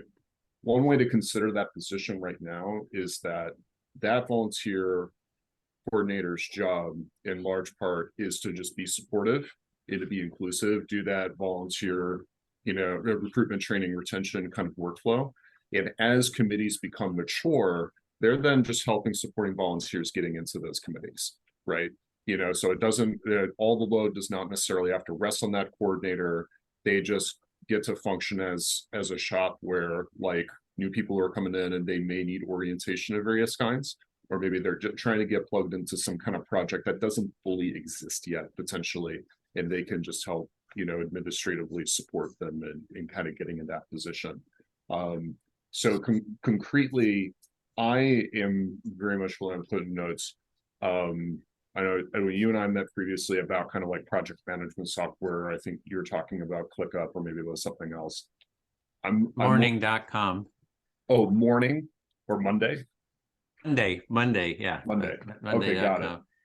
Sweet. And I just mentioned that for project management, Monday.com gives you, if you're a nonprofit, they give you 10 seats for free. And then it's like 70% discount of their price. And it's so it seems to be one of the two, big ones, Monday.com and ClickUp, I think, were the other one. So Edwin, if it's okay with you, I'm down to volunteer to help build out the volunteer database CRM situation. It won't necessarily take, a huge amount of work. And I'd be happy to work with people who are interested in that volunteer coordinator position, and make sure that, what I'm building is going to be in alignment with strong practices and is also going to be usable for them. It feels good for them. Is that okay with you? On Monday.com? Mm-hmm. Oh, Yep. that'd be great. Yeah, that'd be hugely helpful. Yeah. Let's do it. And you can get everybody, there's a project management software. So if you go to Monday.com, you can get a free license. In two people, you can have two people on your license. You can start getting familiar with it. And then once we get the nonprofit, we could really sort of scale that up, I think. And Lou, no pressure. Were you saying you were interested in doing the volunteer coordinator situation? No. Okay. You wanted to bring it up. You want to discuss it. Fair. Yeah, actually, that's not really my strength. You need someone who's a connector, and that's not me. If for nothing else, just to compliment you, you're so good at being inclusive and warm, right? Oh, you do a great job of being affirming to people's skills and interests. So that's really great. Thank you. And I think and for me, it's also a bandwidth thing. I just have too many other things I want to take that on. Yeah, thanks. Yeah, Melanie, you're muted. Okay, I'm just responding quickly to Kara, and she's about the structure of co-housing, which there are different kinds of co-housings. There's co-op co-housing. The one I lived in was a condo structure. So I owned my own house and I owned a portion of common buildings. And so there are a lot of structures out there, just for your information. I'd be interested in hearing more from you, Melanie, about what the challenges were in that community and why you thought it didn't work well. Great. If you're willing to talk about that. If people want to hear about that now. I mean, given the interest in building a community, it'd be great to hear your thoughts about that. Okay. Yeah. Are there any objections to me talking a little bit about this? Okay. Well, the co-housing community involved a lot of different families and people in different stages of their life. We have young people, we had some old people, we had some middle-aged people. And what tended to happen were that people that were like the ones that had families, they kind of stuck together. They formed a little clique. So there are all these little cliques formed. People were not interested in personal growth. And I was the only one that facilitated the group for many, many years because no one wanted to develop the skills to facilitate. And, there needed, I think for success, there needed to be people willing to change their paradigm. And the predominant paradigm of our culture is very strongly entrenched in people. And even though they had an idea that they wanted to live in co-housing, they didn't realize that they might have to give up some of their precious cultural conditioning in order to do so. And some of that cultural conditioning was like, when you're mad at someone, smile at their face and then gossip about them behind their back, just little things like that. But they poison the community. And so I guess the community didn't work for me because people weren't into personal growth, and I'm into personal growth, and they're not into communication particularly. They thought Melanie, was the community formed with an intention? Was it an intentional co-housing community? Yeah, it was an intentional co-housing community, but it had problems from the get-go. The land was bought by a couple who had money, and then people would either buy it from them, buy their little household from them, or or make they would anyway, it was just problematic from the get-go. And then we had a big construction defect that was just horrible and expensive, and so there was a lot of problems like that. Trying to have a co-housing community in a mainstream society, which is what it was. We lived in a neighborhood, and a neighborhood, they weren't particularly, our neighbors weren't too excited about a bunch of hippies moving in. They considered co-housing hippie, but then after we'd been there a while and they found that we were really helpful to the neighborhood, they liked us a lot better. But still, there was some bad feelings about that among our neighbors. But mostly for me, it's just that people didn't want to address the problems. They didn't particularly get along. There was a lot of conflict, but they didn't even want to admit that there was conflict. So what was the original intention in the formation? Oh, I think the intention was to have a co-housing community where the neighbors could help each other. So there wasn't a particular philosophy. There wasn't a particular philosophy in that. I wasn't one of the founders. Okay. So, well, I'll add that the structure is that this is a nonprofit, so it's not a intentional community in that sense, but it seems it can be a community of practice with a clear vision of fostering, building a culture of empathy and having those practices be core. Like there's here in the Bay Area, there's sort of these Buddhist centers, Green Gulch, Spirit Rock, and they're a community of practice where it's about Buddhism, right? They have kind of core teachers, they have students there, and then they have outside workshops, people coming in doing different workshops. So I see it as more of with the intention is to build a culture of empathy, to raise the level of empathy in society. So how do we do this organizing in an empathic way? What are the empathic empathy building processes and practices that we do here? So that's, yeah. Thanks for sharing that, Melanie. I do think my own experience is that I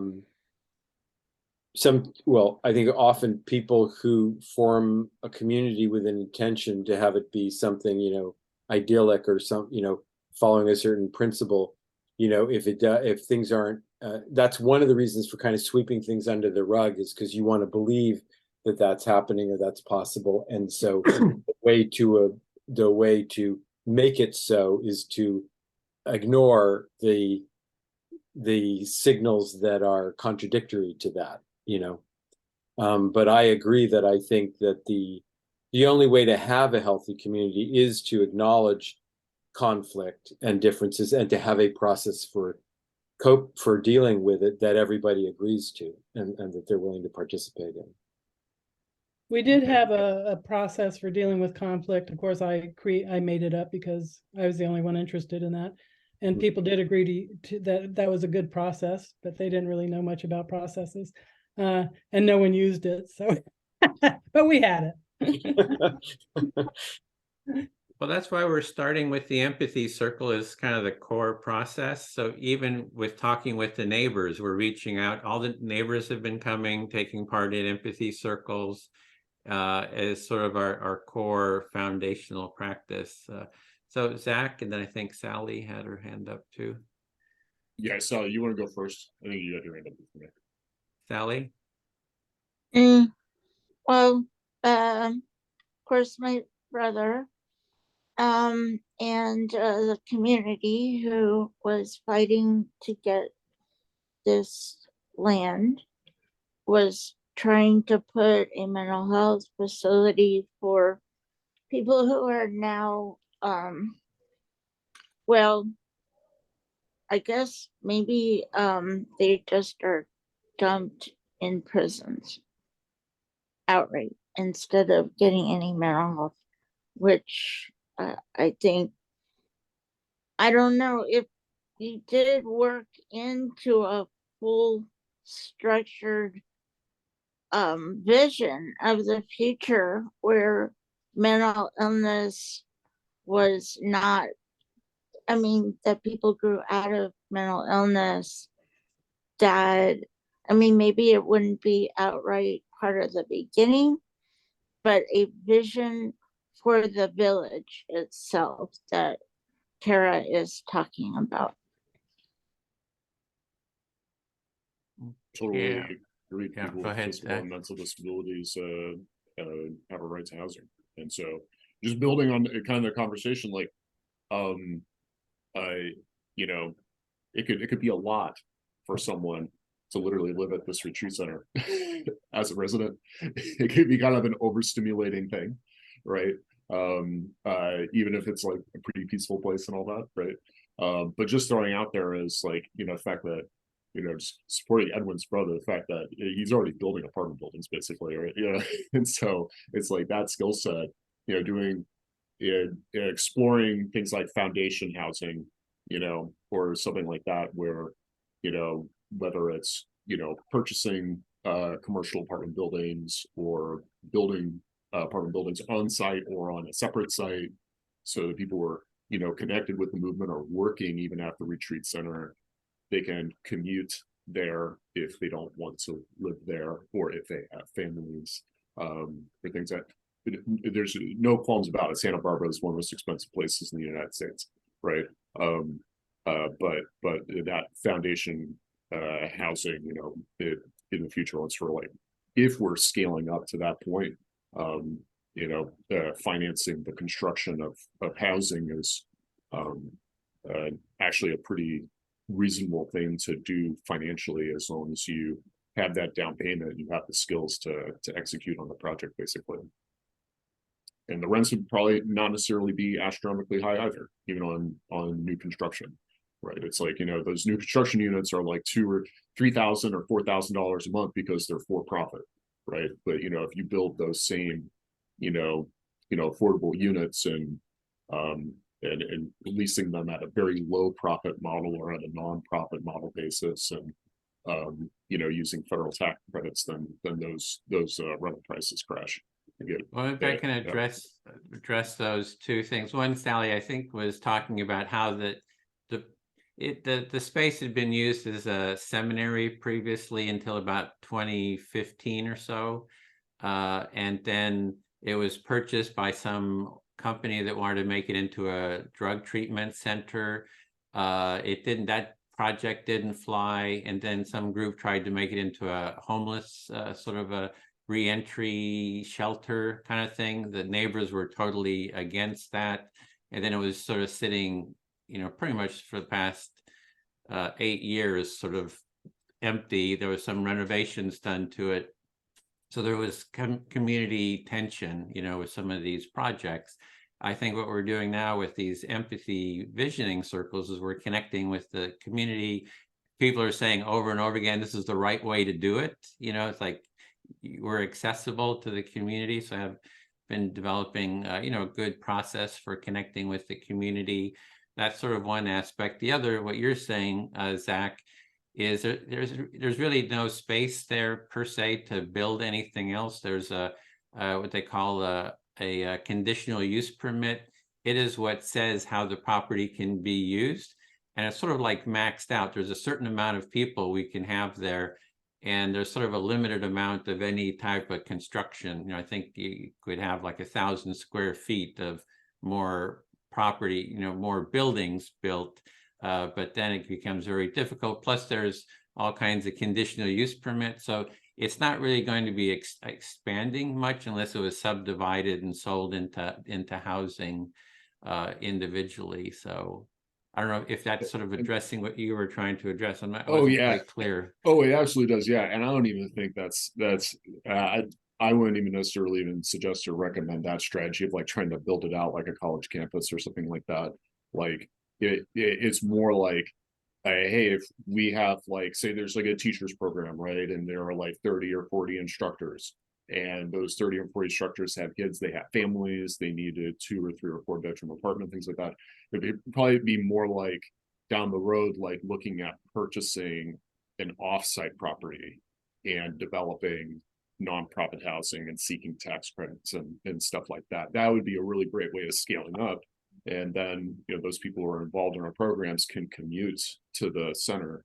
And, you know, because very small number of people can live in dorms sustainably. And it'll also be a really heavy lift for like those teachers, instructors to go lease market rate apartments in the area and commute in. So yeah, it's super expensive. In fact, that's one thing people are saying, that it's, since we have a space where people can stay, it's a very advantageous, because, you know, teachers, firefighters, police are being priced out of the living in Santa Barbara because it's so expensive to live there. But I do want to get to, you know, before we go, so what do you think is a good process for getting it like a to-do list? Like Kara, we're clear on what you're doing. We're going to connect with the Eco Village. Zach, you're going to be looking at Monday.com and sort of that whole project management software. And I guess let me know what you come up with. Maybe create an account and then sort of test it out. And, you know, there's a whole field of project management software, and there's Trello, and I've been sort of looking into all of these. So there's a whole spectrum, but there's sort of a new generation of project management software, and Monday.com seems to be one of the top ones because it does all that, not just project management, but CRM, customer relations management software. All this stuff gets kind of built into that. So there's 2 things we need. Is one is that project management, and the other is, you know, sort of a bookkeeping software. And for those 2 to kind of relate, so what is a good you know, retreat center software, sort of a package, you know, like QuickBooks, plus there's layers you can add to QuickBooks, for example. So that's another thing we're needing to look at. So, yeah, I can definitely look at QuickBooks integration with Monday. I'm sure it exists, because even if they don't have direct integration, it'll happen over Zapier. They probably, I would be surprised if they do have a QuickBooks integration, but I agree, probably should be using QuickBooks for bookkeeping. But as a foundation. So I don't know, Lou, any ideas for what you? Yeah, I mean, my experience with project management software is that you know, you can wind up spending as much time managing the software as you do the projects if you're not careful.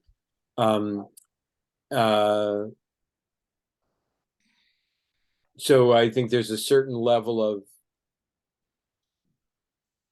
project complexity that is good for project management software. You have to kind of raise to that level, and I think probably creating the center is a level of project complexity that would benefit from having a project management software. And then the other thing I'll say about software is the tendency to integrate functions into the software, where you have software that does everything. That can be a liability because you have different people who are playing different roles within that everything. And the people, like the person that does the accounting, maybe they like QuickBooks and they want to use QuickBooks. And if the accounting software is inside the project management software and it's something new that they want to learn, it's like, I don't want to learn a new software. I know this software and I like it and I know how to do it. So that's where having a system that's very complex that integrates everything can be a liability. And I don't know Monday at all, so I don't have an opinion about whether it's good or not. There are always people inventing new systems and saying that they're better than everything else. My experience is that the best thing is to find the people you want to do the work and let them use the tools that they are used to working. That is usually the best thing to do. And if, Zach's going to investigate Monday and he thinks it's good, and even if you just use the project management part of it and you don't use the 7 other things it does, that's okay too. In a piece of software, you also don't have to use every function that it does. So those are my thoughts about software. Yeah, and it's so I had something I was going to say. It's the project management. Like right now, just to-do lists is sort of fine, but I see when we get to more people, to-do lists kind of break down in terms of keeping track of all that. But there is a learning curve. Yeah, definitely. Yeah, I think it's really important that when you're using project management software, that if it is starting to become more work than you're getting out of it, to have a strategy for how you temporarily abandon its use, if that makes sense. So it's like, okay, if we have a committee and they have a project and like, okay, we think this is sufficiently complex, we want to use the software, but then they're in the middle of it and they're like, okay, no, it's getting in the way. So as long as there's a strategy in place for like kind of bailing out of it, like, no, we're just going to go back to like our docs or whatever and just like have a basic list there, or like, as long as you know how you switch those contexts, then it's not going to feel like it's black and white or you're getting jerked around too much. And Lou, fair point in terms of like QuickBooks, like it's very possible like an integration with QuickBooks is completely unnecessary. And at the end of the day, if like we take, for example, like the board, like if the board's like business is, okay, we need to review the financials, right? Okay, well, maybe that just the fact that needs to happen is calendared inside of the project management software, but it's still the bookkeeper's job to go ahead and compile the financials and submit it to the board. And then they get posted inside the project management software. So you don't literally need to have the data piped in directly. It's just the bookkeeper emails it and then the appropriate financial documents get posted. Yeah. I also think what you just said, Zach, reminded me that I also think that the most important attributes of a software system is how does it import data and how does it export data? Because there will always be a time when you want to move on to something else. And if you have a system that does not export data, you've invested all that energy in the system, and then you can't get your information out. So systems that will not export data, I wouldn't use.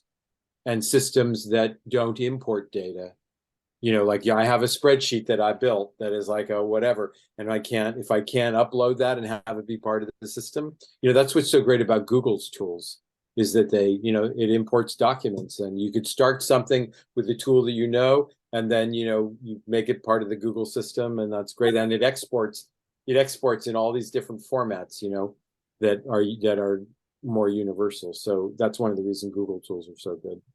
Yeah, so those are all great things. The other thing is too, I want to keep it on to the volunteers. Like this is getting pretty, I mean, for managing volunteers, it'll be sort of an issue too. So the idea of getting a volunteer coordinator that has the skills, and then having subcommittees, like the eco village, the eco permaculture project is a subcommittee, I think was really, good project. Yeah, Kara? So to that, I would love to know where or if a list of all of the things that are currently happening and all of the things you see as next steps currently exists. My husband and I call it the sock approach. If you list out all of the things that have to happen, somebody is going to love doing that one thing that somebody else hates to do. For me, it's socks. I hate folding socks. My husband loves doing it. So when it comes to chores, he's like, I'll do that. And I was like, thank God, because I don't want to. So having a list like that makes it much easier to sort of coordinate who does want to do. Like, I love Eco Business. I'm it.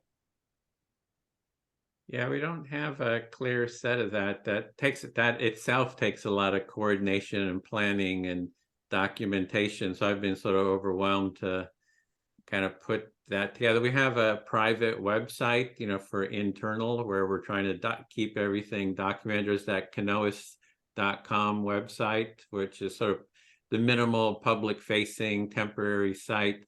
And then there's an internal site where we're putting different projects, all the documents we have, creating pages for all the facilities, just a huge amount of stuff to document. So, but that's sort of an internal site, but something that's sort of the volunteer, maybe we need that volunteer coordinator that would, put that list together. I just haven't had the resources to do that, but yeah. Go ahead, Melanie, just jump in, and you're muted.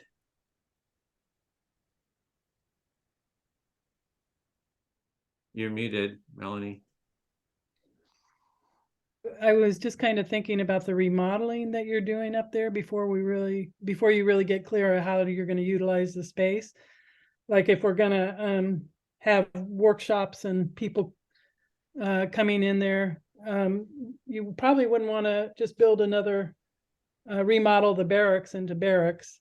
You'd probably want to have separate rooms, so I don't know about remodeling before you get clear about what the mission of the whole place is. Yeah, because that's because right now the barracks, as you call them, was like 42 beds, right? But they were just like curtains between the different beds, and we're looking at turning that into 20 separate rooms. But then that's exactly what you're saying. We're kind of we're doing a lot at the same time, but having a clear vision, we don't quite yet know how to renovate that.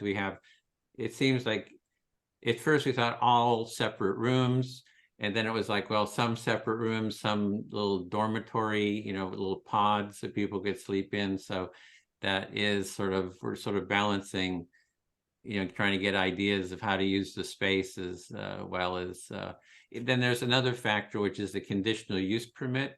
Like, what is the maximum amount of people that can stay there? So we do want to have enough space, enough rooms to fill whatever the conditional use permit allows us to have, because if we don't use it, we might lose it, sort of thing. So there's all these sort of complicated formulas to work out, and we're sort of in the middle of trying to untangle that sausage, that tangle. Yeah.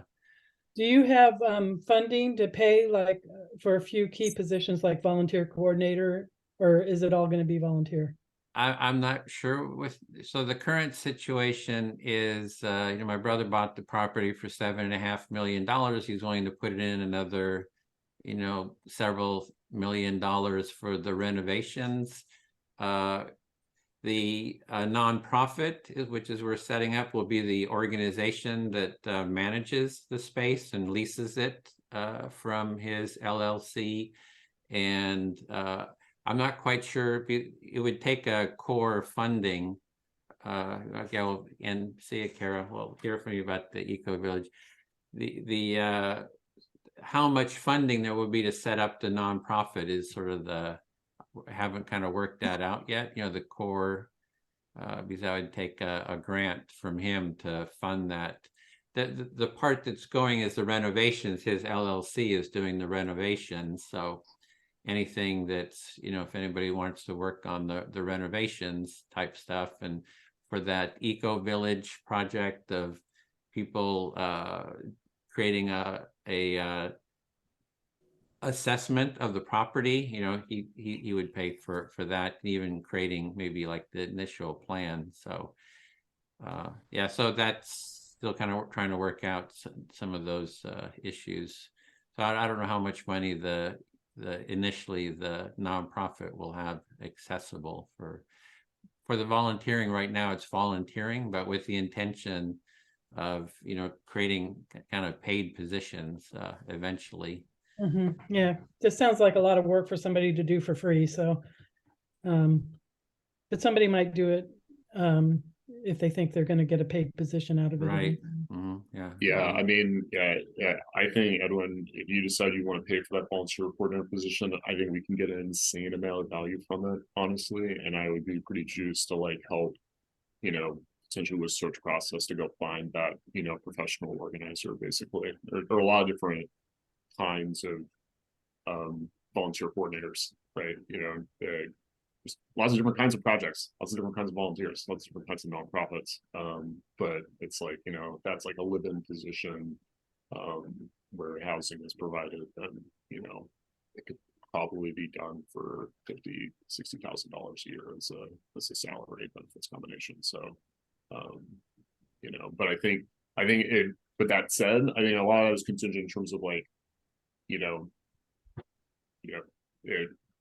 what concretely those volunteers are going to be doing, and how do we value that work, basically, because that one coordinator could end up, you know, retaining a pretty large network. It could turn into hundreds of people who are then actively involved in their work output is going to be hugely valuable. So no judgment, not that we should necessarily be doing that right now, but I think it's a pretty good option. About. We're kind of at this stage. There's a lot of unknowns. There's a lot of stuff in the works. You know, this is a weekly meeting for the volunteers who want to, you know, take on whatever project you feel interested in, especially like a sub project, like that eco village kind of a project. I can see that as a permaculture is a real clear project. There's also like with Kat, the mediation, setting up a mediation center, right, and developing that, and you know, an empathy in the schools project, and an empathy in business project. If somebody wants to volunteer to organize those different type projects, committees. And with what I'm reading from these books is with the nonprofit is having different project groups that people who are interested in funding one of these can fund it. So, you know, it's a pretty wealthy, you know, community there in Santa Barbara. Are there people who are interested in funding sort of an empathy movement, say, I really want empathy in the schools, right? And I'm willing to put some money into that to run a program. And then there's somebody that sort of runs that program. But I do want to keep us on time here. So to be continued next week. We'll start off with an empathy circle, you know, share any kind of ideas, and we'll have continue just this sort of brainstorming, taking on projects, report back on anything that you did during the week too. We'll have a section for that. So. I was just going to say, you might want to consider starting a spreadsheet, Edwin, a projects spreadsheet that you know, where you have a list, you list the projects, maybe you have a category. And you have, I'm not sure what other pieces of information you could record about a project, how many hours you think it's going to be, or if it's titles, or if it requires special skills. But it, you know, if you were going to hire a project coordinator, or even if you were just going to have people sign up to be volunteers, it'd be good to have somewhere where you're gathering whatever ideas there are for projects. But you should categorize them so that you could sort them. You know, it's not just one giant list.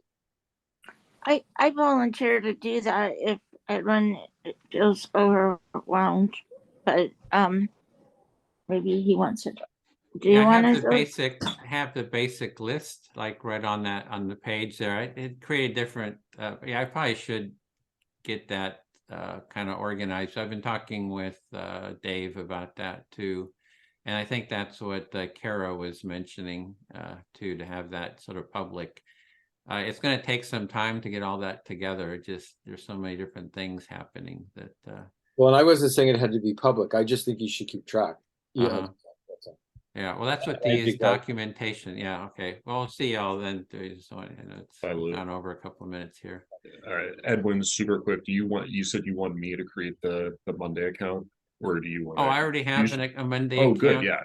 You So, should own it. Yeah. Yeah, but the thing is with the Monday is you can create an account to test it out. The free, I'm just using the free version right now, and that allows for 2 users. So my brother and I have Okay. that, but it's more just using it to kind of check it out, see what you think about it. Once we get the nonprofit, we can have 10 licenses for free, and then, as I was saying, they give something like a 70% discount on future users above 10. So would it be a lot to just like temporarily pay full freight, put me on as third, and then I could start building things out, or I could log in as you if you're comfortable with oh that? yeah, Yeah. yeah, we could do that. That's a good idea. And I'll look at what's going on with the free tier, and I'm just going to go right to the CRM basically. That's what I care about most at the moment. And so hopefully the CRM is fully enabled at that tier. But yeah, they have a lot of limitations on the free version. I'm not sure what all the limitations, but if you create an account, kind of poke around, get familiar, you maybe create some projects of your own, and then we can go over and see how we can either give you my account password and stuff to. Good point. I will look at, Lou made a great reminder around importing, exporting data. And so I'll look at what that reality is for Monday. I mean, I agree with you of different options that you talked about. We talked about, like, I agree. I thought Monday looked like the best fit. Yeah.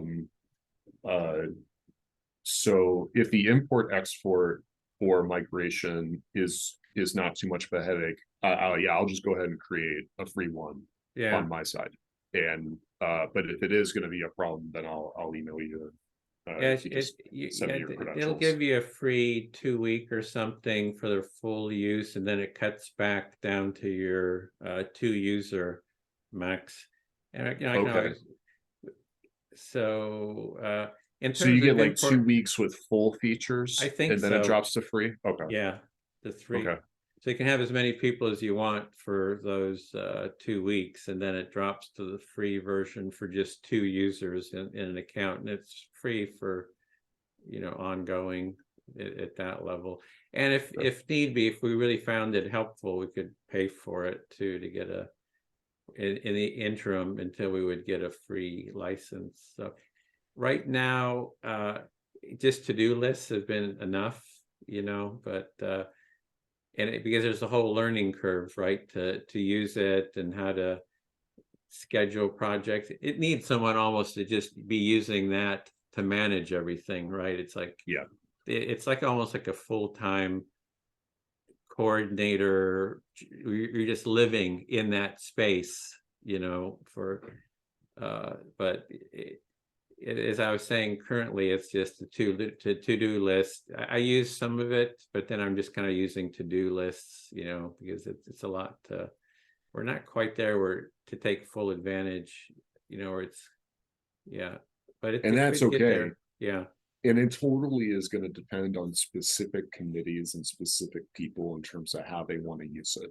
And as long as we're flexible about it, and we say, okay, here, this committee is super about Monday. Okay, well, they can use Monday, really fully. And maybe there's another committee where like, we just want to keep everything on Google Docs. We're happy with that. Just let them do that. And it, when it comes to the boards, like formal board business, then it's a bit different, right? Then you probably are going to want to have structure and standardized ways of how things are going to be organized. But like, if for nothing else, like, you know, things like Monday. I mean, I was a big fan of Basecamp. Basecamp's so expensive now. It's like, it's whatever, but it's like $300 a month, which is crazy. But like what was so great about that was like you can set up like a private space for a committee, and even if they just use this as a chat room and nothing else, it's pretty nice for even that. And I imagine Monday has a similar kind of deal where like if all you're doing is just giving like an internal homepage to a project group basically, and that's all they're getting, they don't even necessarily need to be licensed users. Like those pages can basically be like dashboards where they just go there and they can see, okay, here's our calendar, like almost using it like Google Sites to a certain degree. Yeah, they have all that security built in, different levels of security. You can have guests, so if you're working with certain groups that they can see it, but they can't, you know, it's all the security stuff. And do the guests not necessarily count against the license or the seat count? I'm not sure. I think the guests do count, but I'm okay. There, maybe there's a certain amount of guests. They have the core functionality, then they have these add-on pieces. That's what some people have complained about, that these add-on pieces, they charge for that. Yeah, I did a lot of research, and it seems to be that ClickUp and this are sort of the, you know, I know Lou's been in technology a long time, so he's seen that. You know, people started back in the days of DOS, and then how did you get, you were stuck in that world, you couldn't upgrade to newer things, and they're still way back. And I know what he's talking about, but I think that that's not an issue at this stage anymore. Yeah, software is getting a lot easier to use over time. Yeah. So it's less and less friction to like, oh, okay, well, this thing was just like this other thing I used a bunch of times, so whatever, you know. But it's not yours. Yeah, his suggestions were right on. Okay. All right, great. Thank you. Yeah, I'm not jumping right on this right now. I'm going to start my work day, but you know, probably next couple of days. I'll get on there. And yeah, it's a good program, I think, to kind of learn about too. It's sure. This kind of new generation, I think, of you know, it's always new generations, but this seems to be, they got a lot of money. They went public. They've got, you know, $500 million or whatever in funding. You know, these are big, turning into big companies. Yeah.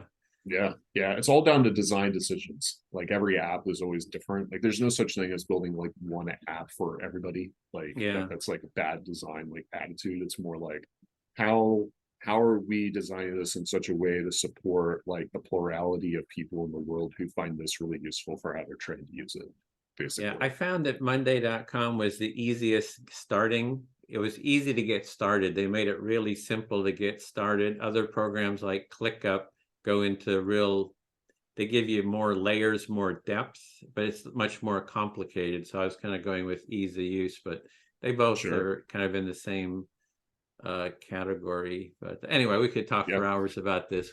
So, okay, Sally, Larry, sorry we didn't get to you about this, but we shall see you tomorrow too. I'm just here and willing to help with whatever. Okay. And Larry too. So see you tomorrow. Larry, we will meet a little bit earlier too for the preparation with Kathy. So if you want to come 30 minutes early or what have you.